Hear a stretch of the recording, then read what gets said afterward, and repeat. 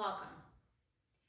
Today I want to talk to you about taking personal responsibility for your emotions in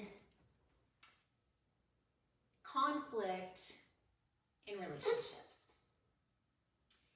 We need to avoid letting the ego get involved in our conflicts. And I know this is difficult, but with awareness and practice, it is entirely possible. We have to remember that in a relationship, you're on the same team. You're not playing against each other or fighting against each other. You're trying to work together to resolve the conflict as teammates.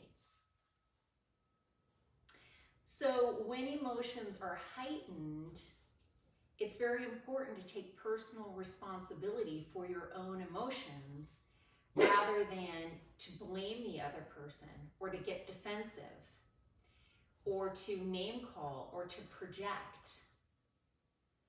And unfortunately, those are people's go-to defense mechanisms.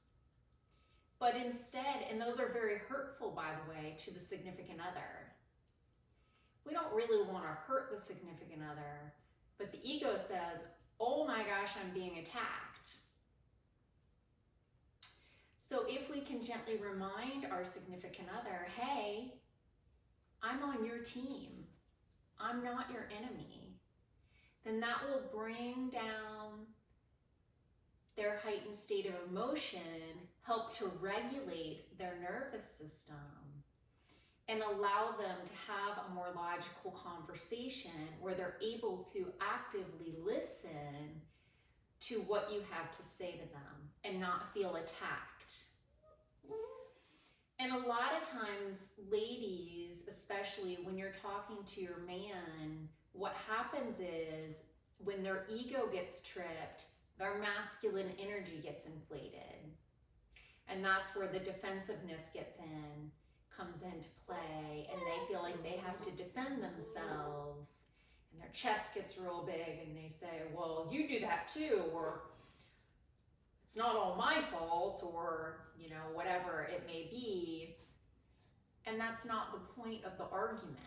It's not about whether you got slapped in the face once.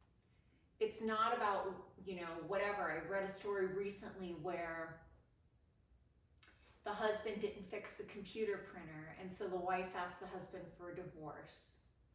Did she divorce him because he didn't fix the computer printer? Yes and no. This went on for over a year. Ultimately, no, she didn't leave him because of the computer printer. She left him because of a series of small things. He didn't listen to her, and he didn't respect her needs. He didn't fix the computer printer because he couldn't figure it out. She ended up calling a friend. The wires were crossed. The computer printer wasn't receiving the internet capability. So she switched the wires. It was a connection problem. Well, ultimately, in the marriage, there was a connection problem. They weren't communicating right. Well, so much damage had been done over time that connection was lost. So the point is, when someone says that they want a divorce, and you're looking at them going, really, over a printer? It's not over a printer. It's not over one slap. It's over a series of things that build and build and build that are very hurtful and damaging to the soul. And so, although one person may feel blindsided, it's been very clear in building to that other person for a long period of time. And that's why boundaries are so very important. But so is taking personal responsibility for expressing your emotions properly and for not getting defensive and using techniques like name calling or projecting. Practice active listening in your arguments and remind each other that you are on the same team. That's my tip for the day. I hope it helps you to resolve conflict as a team, as a partnership. And thank you so much. You are absolutely amazing. Thank you to those who have subscribed. And if you haven't yet, just hit that subscribe button.